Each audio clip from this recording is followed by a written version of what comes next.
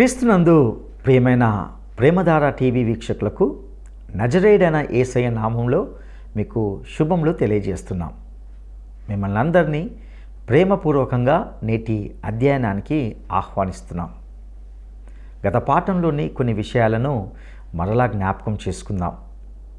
ఇప్పుడైతే దేవుని ఆహ్వానం ప్రతి ఒక్కరికి ఇవ్వబడింది. ప్రతి ఒక్కరూ రక్షించబడే అవకాశం ఉంది. ప్రభు తను ప్రశ్నించిన వారికిచ్చిన జవాబులు ఎంతో ప్రత్యేకమైనవిగా ఉంటున్నాయి. వారు ఆయనపై సంధించిన చిక్కు ప్రశ్నలకు ఖచ్చితమైన జవాబులిచ్చి వారికి వేషధారులనే బిరుదునిచ్చాడు. విశ్వాసుల నిత్య జీవ స్థాయిని గురించి తెలుసుకున్నాం. పరిసయ్యులు సద్దుకైల సంకుచిత అవగాహనతో కూడిన వారి ప్రశ్నలు సందేహాలకు ప్రభువు జవాబులిచ్చి ఇహలోక జీవితం పరలోక జీవిత కోణాల మధ్యనున్న వైవిధ్యాన్ని తేటగా చూపించాడు. ప్రధాన యాజకులు మత నాయకుల వైఖరిని యేసు గద్దించాడు. ప్రస్తుతం మనము మత్తయి సువార్త 23వ అధ్యాయాన్ని ధ్యానించుకోబోతున్నాం. ఇక నేటి పాఠంలో పరిసయ్యుల విపరీత విధానాలను యేసు గద్దించినట్లుగా చూస్తాం. విశ్వాసం, కనికరం, యథార్థతలను వారు విస్మరించారని యేసు వారిని గద్దించాడు. పాపం వారి హృదయాల్లో గూడు కట్టుకుపోయి ఉంది. వారిలోని వేషధారణను కూడా గద్దించాడు. అక్రమం, వేషధారణలు దేవుడు ఎప్పటికీ సహించాడు. వారు తండ్రులు చంపిన నీతిమంతులైన ప్రవక్తల సమాధులను వీరు అలంకరిస్తూ వచ్చారు. ఇక యెరూషలేం కొరకు యేసు ఏడ్చిన విధానాన్ని ఇందులో చూస్తాం.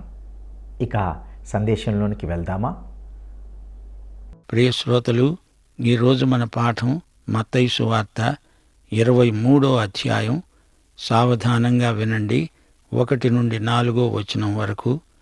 అప్పుడు యేసు జనసమూహములతో శిష్యులతో అన్నాడు, శాస్త్రులు పరిసయ్యులు మోషే పీఠమందు కూర్చుండేవారు గనుక వారు మీతో చెప్పే వాటినన్నిటినీ అనుసరించి గైకొనండి. అయినా వారి క్రియల చొప్పున చేయకండి. వారు చెబుతారు గాని చెయ్యరు. మోయ శక్యము కాని భారమైన బరువులు కట్టి మనుష్యుల భుజముల మీద పెడతారే కాని తమ వేలితోనైనా వాటిని కదిలింపనొల్లరు. శ్రోతలు వింటున్నారా? యేసు ప్రభువు ధర్మశాస్త్రాన్ని కొట్టివేయలేదు, నెరవేర్చాడు. ధర్మశాస్త్ర సత్యాలు నిత్యమైనవి. అయితే పరిసయ్యులు, శాస్త్రులు ప్రజలు మోయలేని కాడిని వారి మెడల మీద పెట్టి వేధించారు. యేసు దేవాలయమందు ఈ మత గురువులను గద్దించాడు. వీరి చేతిలో అధికారముంది. పాత నిబంధన లేఖనాలు వారి చేతిలో ఉన్నాయి. ప్రభు అంటున్నాడు, ప్రజలారా, నా ప్రియ శిష్యులారా, లేఖనములు చెప్పేది చెయ్యండి కాని పరిసయ్యుల క్రియలను అనుకరించకండి. వారు చెప్పింది చెయ్యరు. మత్తయి సువార్త 23వ అధ్యాయం 5 నుండి 12వ వచనం వరకు. మనుష్యులకు కనపడే నిమిత్తము తమ పనులన్నీ చేస్తారు. తమ రక్షరేకులు వెడల్పుగాను చెంగులు పెద్దవిగాను చేస్తారు. విందులలో అగ్రస్థానములను, సమాజ మందిరములలో అగ్రపీఠములను, సంత వీధులలో వందనములను, మనుష్యుల చేత బోధకులని పిలువబడము కోరతారు. మీరైతే బోధకులని పిలువబడవద్దు, ఒక్కడే మీ బోధకుడు. మీరందరూ సహోదరులు.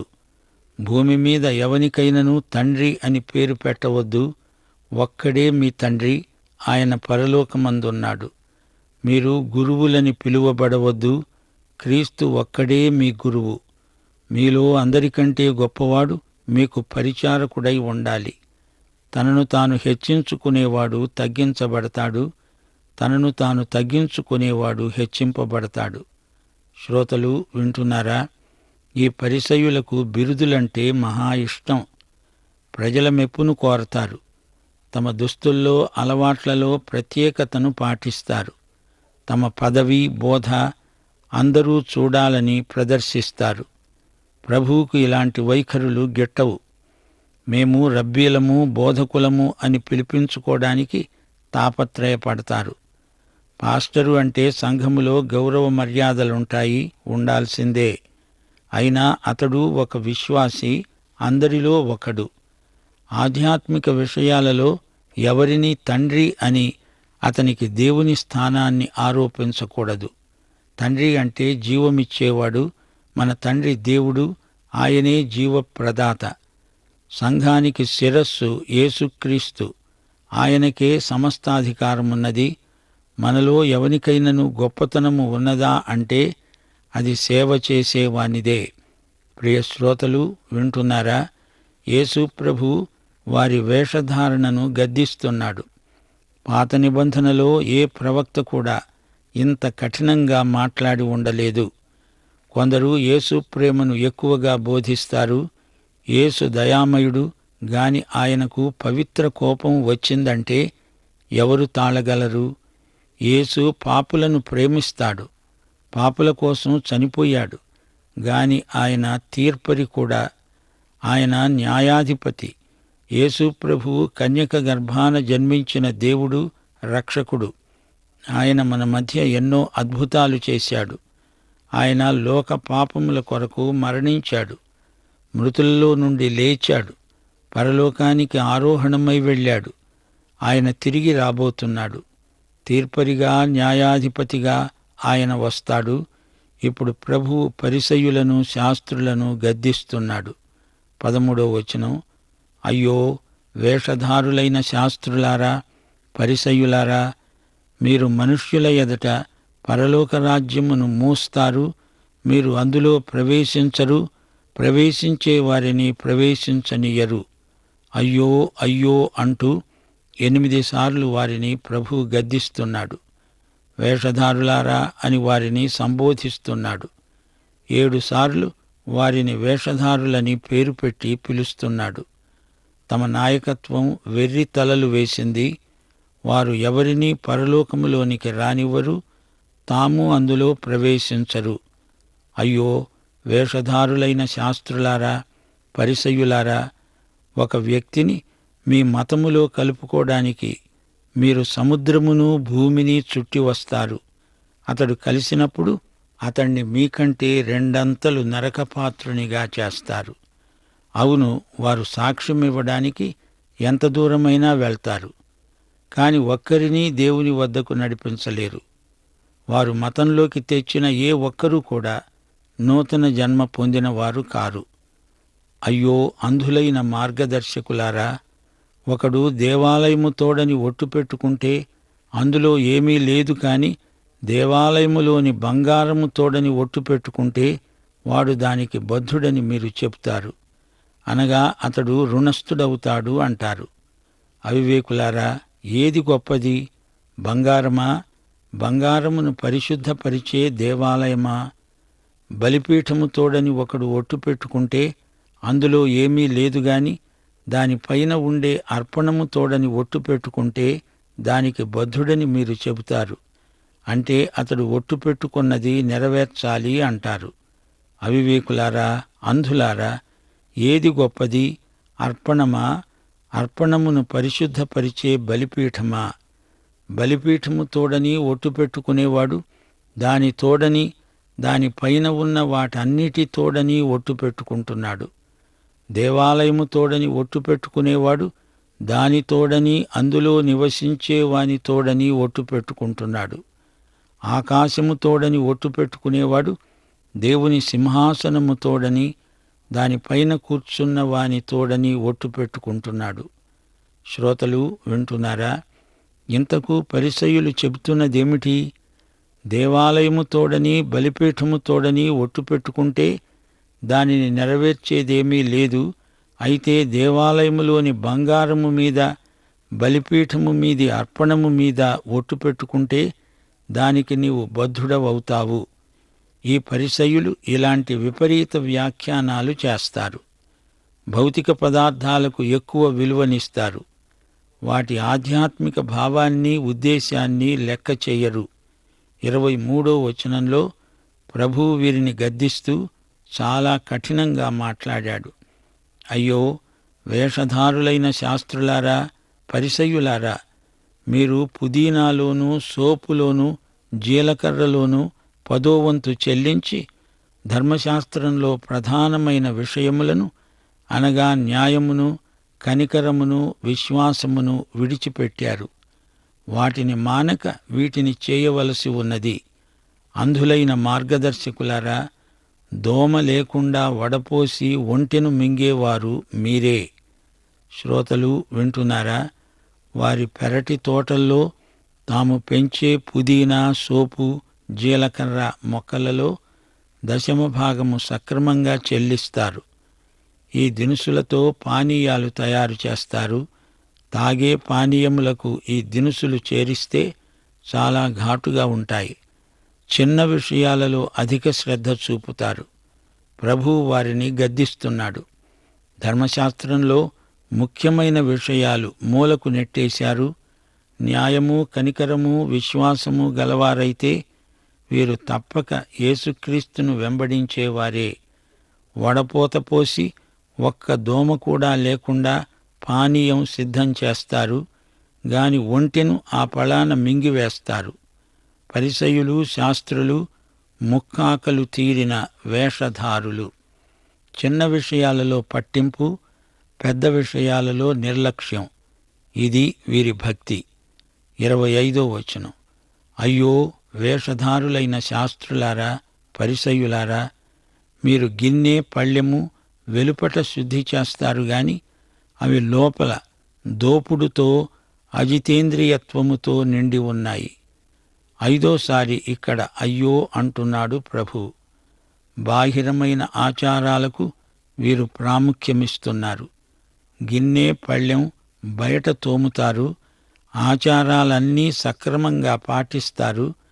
బయటికి చూడ్డానికి పరికరములన్నీ శుభ్రంగా ఉంటాయి, తళతళ మెరుస్తుంటాయి. పైకి మందహాసంతో ప్రశాంతంగా మాట్లాడతారు. వారి మాటల్లో అతిభక్తి ఉట్టిపడుతుంటుంది. వారి హృదయాలలో పాపం గూడు కట్టుకొని ఉంది. లోపల చెడు తలంపులు పెట్టుకొని పైకి పరిశుద్ధంగా కనపడడం వీరి కపట భక్తికి రుజువు.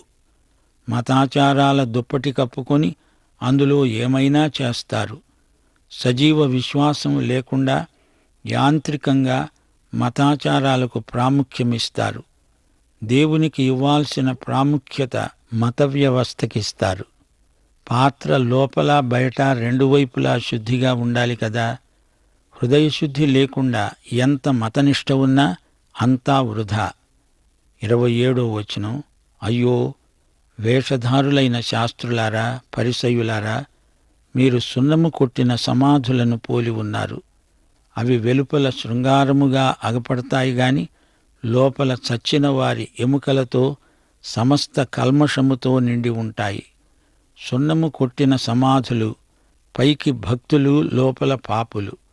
పైకి భక్తి కలిగిన వారి వలె ఉన్నారు గాని దాని శక్తిని ఆశ్రయించని వారు.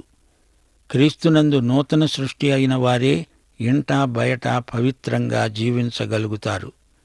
సంఘ సభ్యత్వముంటే చాలదు, వేషధారణను దేవుడు అసహ్యించుకుంటాడు. సున్నము కొట్టిన సమాధులను తవ్వి చూస్తే లోపల అంతా కుళ్ళు, వాసన. వీరు వెలుపల మనుష్యులకు నీతిమంతులుగా అగపడుతున్నారు కాని లోపల వేషధారణతో, అక్రమంతో నిండి ఉన్నారు. దేవుని వాక్యమును ప్రేమించేవారు, అందులో ఉన్నది ఉన్నట్లు అమలుపరిచేవారు దేవునికి కావాలి. దేవుని వాక్యమును బోధించే సంఘాలు, జీవించే సంఘాలు ఈ రోజున దేవునికి కావాలి.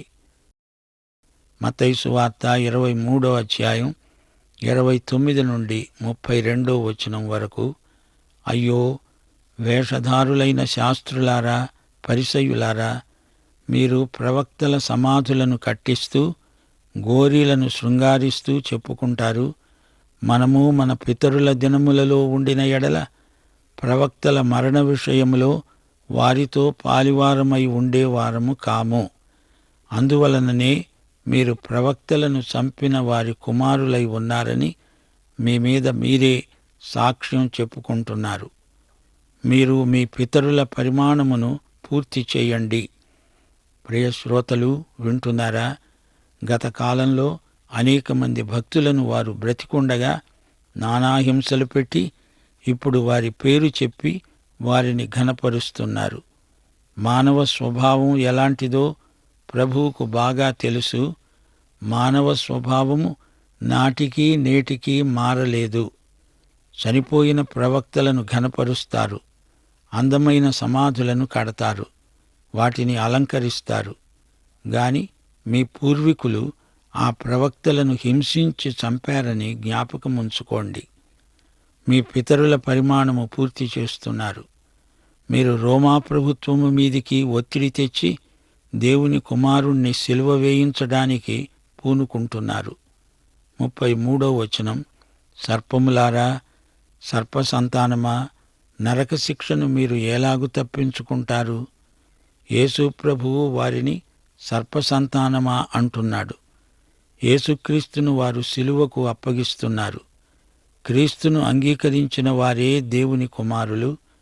యోహాను సువార్త 1వ అధ్యాయం 12వ వచనం, తనను ఎందరు అంగీకరించారో వారికందరికీ, అనగా ఆయన నామమున విశ్వాసముంచిన వారికి దేవుని పిల్లలవడానికి ఆయన అధికారం అనుగ్రహించాడు.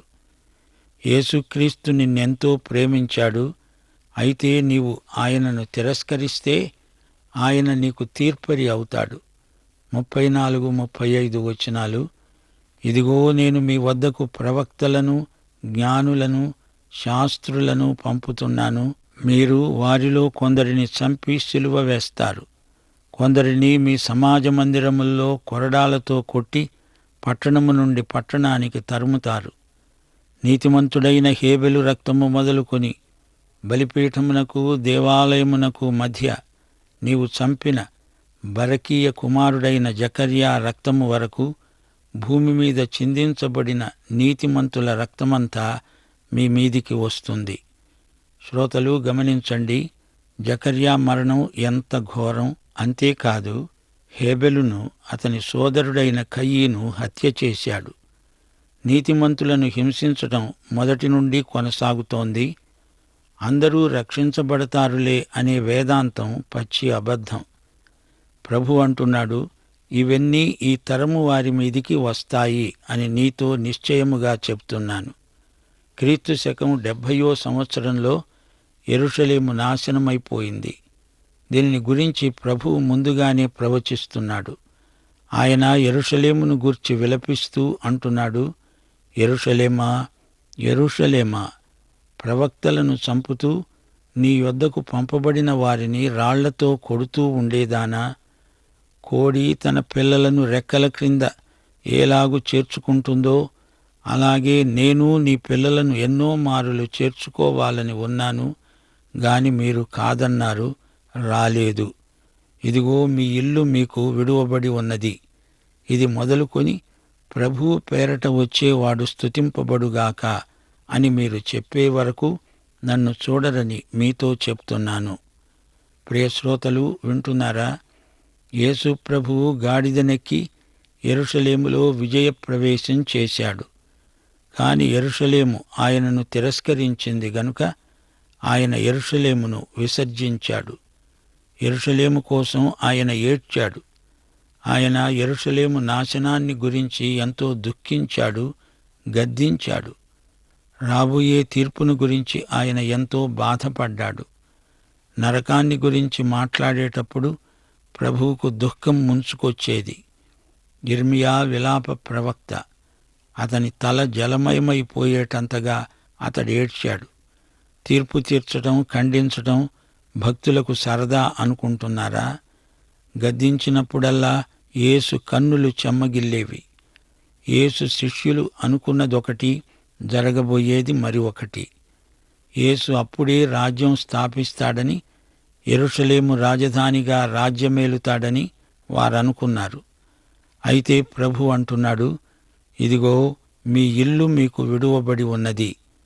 మీరు కొంతకాలము నన్ను చూడరు, ప్రభువు పేరట వచ్చేవాడు స్తుతింపబడుగాక అని మీరు చెప్తారు.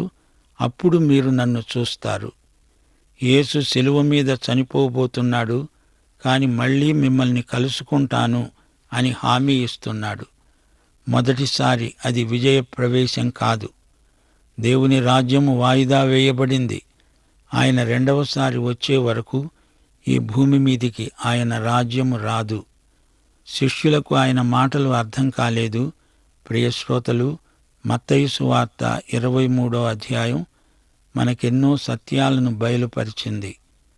దేవుని వాక్యం అధికారపూర్వకమైనది. వాక్యం ప్రకారం జీవించాలి. వాక్య సత్యాన్ని బోధించాలి. 1 తెస్సలోని పత్రిక 2వ అధ్యాయం 10-12 వరకు పౌలు అంటున్నాడు, మేము విశ్వాసులైన మీ ఎదుట ఎంత భక్తిగా, నీతిగా, అనింద్యముగా ప్రవర్తించామో దానికి మీరు సాక్షులు. దేవుడు సాక్షి. తన రాజ్యమునకు మహిమకు మిమ్మును పిలుస్తున్న దేవునికి తగినట్లుగా మీరు నడుచుకోవాలని మేము మీలో ప్రతివానిని హెచ్చరిస్తూ, ధైర్యపరుస్తూ, సాక్ష్యమిస్తూ, తండ్రి తన బిడ్డల ఎడల నడుచుకునే రీతిగా మీలో ప్రతివాని ఎడల నడుచుకున్నామని మీకు తెలుసు. శ్రోతలు, మనము చేసేదే చెప్పాలి, చెప్పిందే చెయ్యాలి. వేషధారణను అభ్యసించేవారు తమ ప్రవర్తనను, సౌశీల్యాన్ని చేజేతులా నాశనం చేసుకున్నవారవుతారు. ఇతరులకు కీడు చేసిన వారవుతారు. వేషధారులు గుడ్డివారవుతారు. వారికి ప్రభువు కనపడడు. తమ స్థితిని తాము చూచుకోలేరు. వారి కంటికి ఇతరులు కూడా అగపడరు. పరిసయ్యులు ప్రజలకు చూపే దేవుడు బైబిలులోని దేవుడు కాదు. వారు కఠినమైన ధర్మశాస్త్రమిచ్చి ప్రజలను వేధించే దేవుణ్ణి ప్రజలకు చూపారు. ప్రియ శ్రోతలు, మన దేవుడు ఎలాంటివాడు? 1 పేతురు 5వ అధ్యాయం 10వ వచనం, సర్వకృపానిధి అయిన దేవుడు తన నిత్య మహిమకు క్రీస్తునందు మనలను పిలిచిన దేవుడు. ఆయన ప్రేమగల తండ్రి. ఆయన మన సంకటములను కుదిర్చేవాడు. మేలుతో మన హృదయాన్ని తృప్తిపరుస్తాడు. ఆయన దయాదాక్షిణ్యపూర్ణుడు, దీర్ఘశాంతము గలవాడు, కృపాసమృద్ధి గలవాడు. పరిసయ్యులు తమ నిజస్థితి తామే ఎరుగరు. తాము చెప్పిందే నిజమని, ఇతరులు చెప్పేది ఏదీ సరికాదని ఆత్మవంచన చేసుకుంటున్నారు. బాహిరమైన మతాచారాలకు అంకితమైపోయి తమ హృదయములో ఉన్న కాలుష్యాన్ని గుర్తించలేకపోతున్నారు. చిల్లరమల్లర విషయాలకు అధిక ప్రాధాన్యమిస్తున్నారు. వేషధారులై ఇతరులకు ఆశీర్వాద ద్వారాలను మూసివేస్తున్నారు. 27వ వచనం మరొకసారి గమనించండి. సున్నము కొట్టిన సమాధులు. వెలుపల శృంగారమే కాని లోపల చచ్చిన వారి ఎముకలు, సమస్త కల్మషం. వీరిని ముట్టినవారు అపవిత్రులవుతారు. ప్రజలకు తప్పుడు విలువలు నేర్పుతున్నారు. భౌతికం ఎక్కువ విలువగలదని, ఆధ్యాత్మిక విలువలు పాటించనక్కర్లేదని ప్రజలకు నేర్పి వారిని తమకంటే భ్రష్టులను చేస్తున్నారు. అందుకే యేసు ప్రభువు ఏడ్చాడు. ప్రియశ్రోత, మనలో కూడా ఇలాంటి లక్షణాలుంటే ప్రభువును ఏడ్పించిన వారమవుతాము. ఈ సందర్భంలో వేషధారణను గురించి మా శ్రోతలకు 2-3 మాటలు చెప్పగోరుతాము. వేషధారణ అంటే అసలు అర్థం నీవు పరిపూర్ణుడవు అయినట్లు నటించటం. లోపల ఏమీ భక్తి లేకపోయినా పైకి ఉన్నట్లు కనిపించటం. నాటకంలో వేషధారుల వలె తమది కాని పాత్రను నటించటం. ప్రజలను మభ్యపెట్టడం, ప్రజలు మెచ్చుకోవాలని ఇచ్చకపు మాటలు చెప్పటం. దేవుని పట్ల, నీ మనస్సాక్షి పట్ల నిజాయితీగా ఉంటే వేషధారణ శోధనను జయించగలవు. తాను వారికి చూపిన ప్రేమ నిరర్ధకమైపోయిందని యేసు ఎంతో ఏడ్చాడు.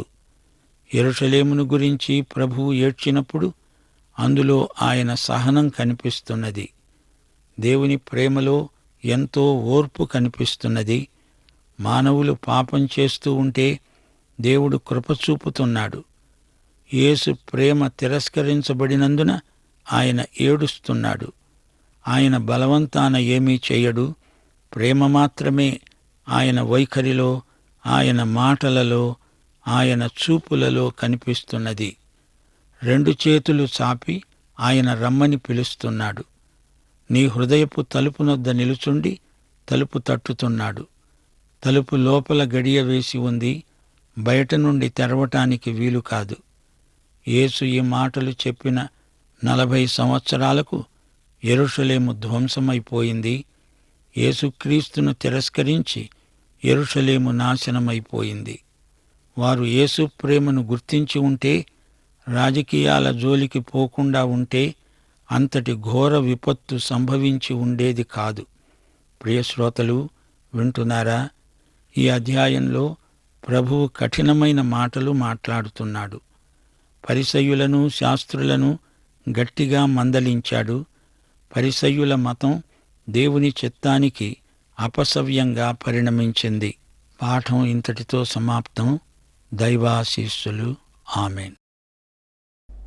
ప్రియులరా, నేటి సందేశంలో పరిసయ్యులు, శాస్త్రులను ఉద్దేశించి వారి వేషధారణకు సంబంధించి ప్రభు అయిన యేసయ్య చేసిన హెచ్చరిక గద్దింపులను గూర్చి విన్నాం. మారు మనసు పొందక లోబడక ఉండేవారు సర్ప సంతానంగా పిలువబడ్డారు. కయ్యూను తన తమ్ముడు హేబేలును చంపినట్లే యూదులు తమ ప్రవక్తలను చంపారని గద్దించడాన్ని విన్నాం.